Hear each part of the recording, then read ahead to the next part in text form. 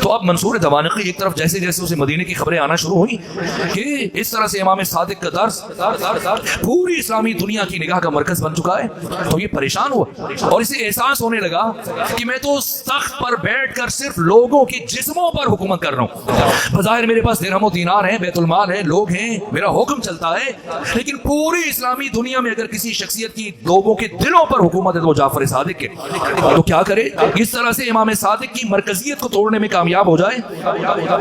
تو اس نے اپنے مشیروں سے مشورہ لیا کہ بتاؤ کیا کروں، کس طرح سے امام جعفر صادق کی محبوبیت اور مرکزیت اور مرجعیت کو توڑنے میں کامیاب ہو جاؤں۔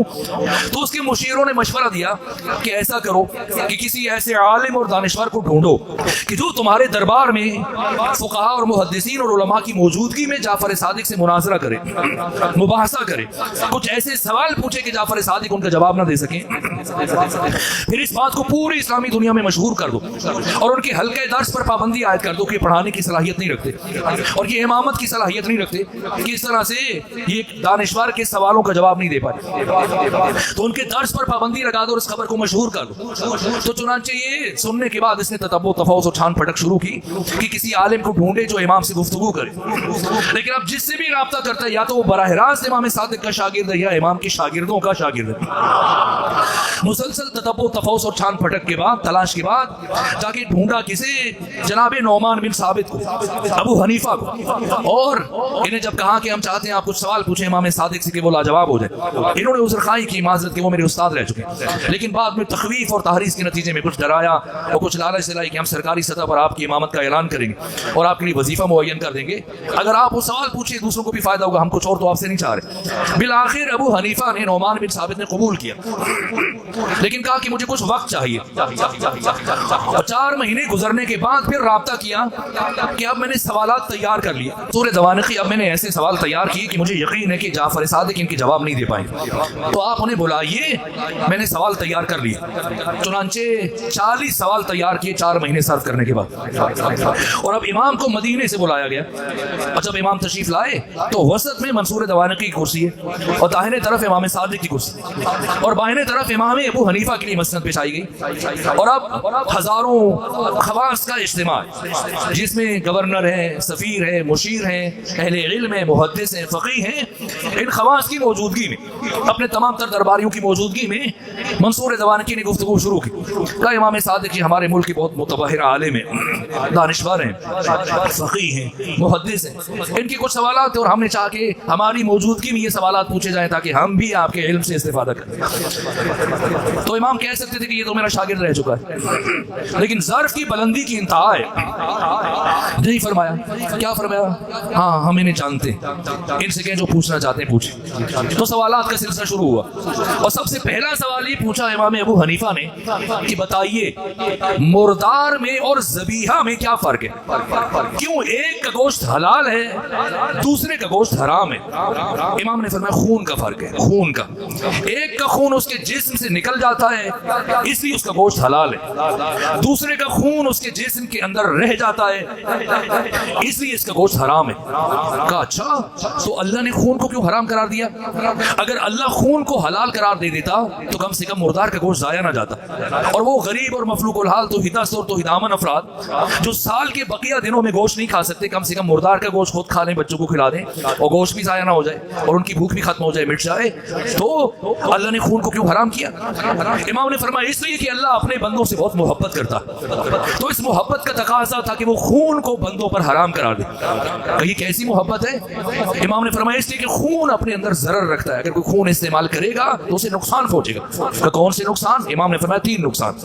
پہلا نقصان اگر کوئی خون پینا شروع کر دے اور نکلنا شروع کر دے تو وہ قسی القلب ہو جائے گا، سنگ دل ہو جائے گا، پتھر دل بن جائے گا، انسانیت سے نکل کے حیوانیت میں داخل ہو جائے گا۔ اور دوسرا نقصان یہ ہے کسی کوڑ اور جزام کی بیماری لگ جائے گی، اور تیسرا نقصان یہ کہ اگر کوئی خون استعمال کرنا شروع کر دے تو اس کے جسم سے ایسا تعفن اور بدبو اٹھے کہ دوسروں کے لیے ناقابل برداشت ہو جائے۔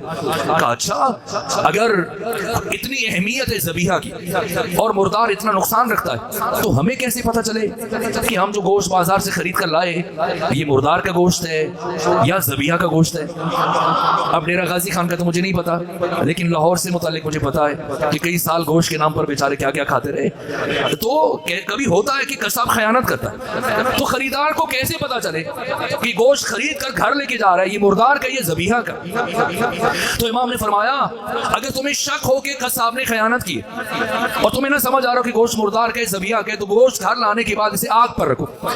अगर सुकड़ना शुरू हो जाए तो ज़बीहा है, और अगर फैलना शुरू हो जाए तो मुर्दार है। कहा अच्छा, अगर ज़बीहा की इतनी अहमियत है तो फिर मछली को क्यों ज़िबा नहीं किया जाता? इमाम ने फरमाया मछली का पानी से बाहर आकर मरना उसका ज़बीहा है। मछली अगर पानी से अंदर मरे तो मुर्दार है, और पानी से बाहर आकर मरे तो ज़बीहा है। तो क्या फर्क पड़ता है पानी से अंदर मरे या पानी से बाहर मरे? इमाम ने फरमाया फर्क ये है कि मछली जब पानी के अंदर मरती है तो मरने से पहले तड़पती नहीं है, लेकिन जब पानी से बाहर आकर मरती है तो मरने से पहले तड़पती है। तो उस तड़पने के नतीजे में एक तो इसके जिस्म में खून की मिकदार बहुत कम होती है, दूसरा तड़पने के नतीजे में वो सारा खून इसके सर में इकट्ठा हो जाता है और बाकी सारा इसका गोश्त सालिम और महफूज रह जाता है। इसलिए यही मछली का पानी से बाहर आके मरना ही उसका ज़बीहा है। कहा अच्छा, परवरदिगार सारी ज़बानें नहीं जानता? फरमाया सारी ज़ुबानें जानता है। तो फिर नमाज को अरबी ज़ुबान में क्यों वाजिब करार दिया? हर ज़ुबान वाला अपनी ज़ुबान में पढ़ लेता। इमाम ने फरमाया इसलिए कि नमाज दीन का सुतून है और अहम तरीन इबादत है, और परवरदिगार ये चाहता था कि इबादत क़यामत तक इसी शक्ल में बाकी रहे और इसमें तहरीफ और तगय्युर और तबद्दुल वाक़ई ना हो। तो नमाज को तहरीफ से महफूज रखने के लिए परवरदिगार ने इसे अरबी ज़ुबान में वाजिब करार दिया। कहा अच्छा, क्या परवरदिगार हर जगह मौजूद नहीं है? फरमाया हर जगह मौजूद है। कहा अगर अल्लाह हर जगह मौजूद है तो परवरदिगार ने खाने काबा को क्यों किबला करार दिया? इंसान जिस तरफ मुंह करके नमाज पढ़ ले नमाज हो जानी चाहिए। इमाम ने फरमाया नज़्म और ज़ब्त के लिए। कहा अच्छा, अगर इस्लाम में नज़्म और ज़ब्त की इतनी अहमियत है तो परवरदिगार ने मौत के लिए एक ही सबब और एक ही वक्त मुअय्यन क्यों नहीं फरमाया? इमाम ने फरमाया ये रहमत इलाही के खिलाफ था। अगर अल्लाह सबब और वक्त मुअय्यन कर देता इंसान अपनी मौत से गाफिल हो जाता और इस गफलत की वजह से उसकी कमाल का सफर मुतासिर हो जाता। तो परवरदिगार की रहमत का तकाजा था कि वक्त और सबब मुअय्यन न करे। का ऐसी जन्नत का क्या फायदा कि इंसान खुद तो जन्नत में चला जाए, उसके माँ बाप जहन्नुम में चले जाए, बहन भाई औलाद जहन्नुम में चली जाए। जब भी इसे जन्नत में अपनों की याद सताएगी, माँ की, बाप की, बहन भाइयों की, बीवी की याद आएगी, बच्चों की, तो ये जन्नत उसकी जहन्नुम बन जाएगी। तो ऐसी जन्नत का क्या फायदा? इमाम ने फरमाया ना, ऐसा नहीं होगा। क्यों ऐसा नहीं होगा? इमाम ने फरमाया जन्नत में पहुंचने के बाद इंसान की अक्ल कामिल हो जाएगी, और जब इंसान की अक्ल कामिल हो जाए तो उसकी दोस्ती और दुश्मनी का मेयार सिर्फ खुदा रह जाता है, और जब दोस्ती और दुश्मनी का मेयार सिर्फ खुदा बन जाए तो फिर कोई इंसान कभी अल्लाह के किसी दुश्मन के लिए परेशान नहीं होता। कहा अच्छा, ये आमाल मादी हैं या रूहानी है? इनका अजर व पादाश व सवाब? इमाम ने फरमाया रूहानी। अच्छा, अगर रूहानी है तो अल्लाह ने कुरान में ये क्यों फरमाया कि कयामत के दिन आमाल को तोला जाएगा? अल्लाह को तो ये कहना चाहिए था कि कयामत के दिन आमाल को गिना जाएगा। भला वो कैसा तराजू है जिस पर इंसान के आमाल के अजर व सवाब को तोला जा सके? फरमाया होशियार हो जाओ, वो तराजू और मीज़ान जिस पर कयामत के दिन तमाम इंसानों के आमाल के अजर व सवाब को तोला जाएगा वो हम मोहम्मद और आले मोहम्मद की विलायत का मीज़ान है। अगर विलायत है तो अमल कबूल कर दिया जाएगा, वरना रद्द कर दिया जाएगा। अच्छा, क्या बात है, क्या वजह है कि आपके शिया, आपके विलायत के मानने वाले ये आमाल में सुस्त हैं, नमाज रोजे में गफलत करते हैं, सुस्ती करते हैं, लेकिन जो आपकी इमामत और विलायत को नहीं मानते ये बड़ी बाकायदगी से मुनज़्ज़म अंदाज में वक्त पर आमाल को बचा लाते हैं। तो इसकी वजह क्या? इमाम ने फरमाया कि इब्लीस ने हमारे शियों को अकीदे में गुमराह करने की कोशिश की, नाकाम हो गया। फिर उसने आकर सारा जोर इनके अमल पर सर्व किया, जिसकी वजह से अमल में आकर इनसे सुस्ती हो जाती है। लेकिन हमारे दुश्मनों को अकीदे में गुमराह करने के बाद छोड़ दिया कि अब अमल में लगे रहो, ये अमल कौन सा तुम्हें कोई फायदा पहुंचा देगा। कि ये सैयद होना कौन सी बड़ी बात है, औलाद फातिमा होना ये कौन सा बड़ा शरफ है। इमाम ने फरमाया क्या ये शरफ कम है कि हर एक हमारे नसब में शामिल होने की कोशिश करता है, लेकिन हम किसी के नसब में शामिल होने की कोशिश नहीं करते। 40 सवाल पूछे इसने और इमाम ने 40 सवालों के जवाब दिए। हर जवाब में मैंने चूंकि इख्तिसार से काम लिया, उलमाए बसरा का नजरिया बयान किया, उलमाए हिजाज का नजरिया बयान किया, उलमाए कूफा का नजरिया बयान किया, फिर कुरान और सुन्नत से अपना नुक्ता नजर बयान किया। जब 40 सवालों के बरजस्ता जवाब अबू हनीफा ने सुने, एक मर्तबा उठकर खड़ा हुआ, ये भी भूल गया किसने बुलाया, ये भी भूल गया किसने बुलाया, ये भी भूल गया कि बाद में मेरे साथ क्या सलूक हो सकता है। एक मर्तबा फरते जज्बात के आलम में उठ के खड़ा हुआ और खड़े होने के बाद ये तारीखी जुमला का जिसे मुहद्दिसीन और मुर्रिखीन ने अपनी किताबों में दर्ज किया।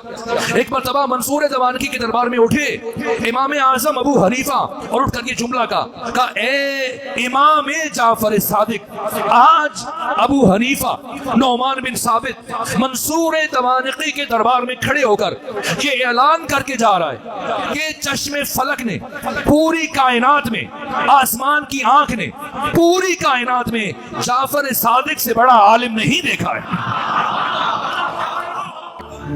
बराए मेहरबानी हमारे इस चैनल को लाइक कीजिए, शेयर कीजिए, कमेंट कीजिए और सब्सक्राइब कीजिए और बेल आइकन को प्रेस कीजिए ताकि आगे भी हमारी वीडियोस आपको बराबर मिलती रहे।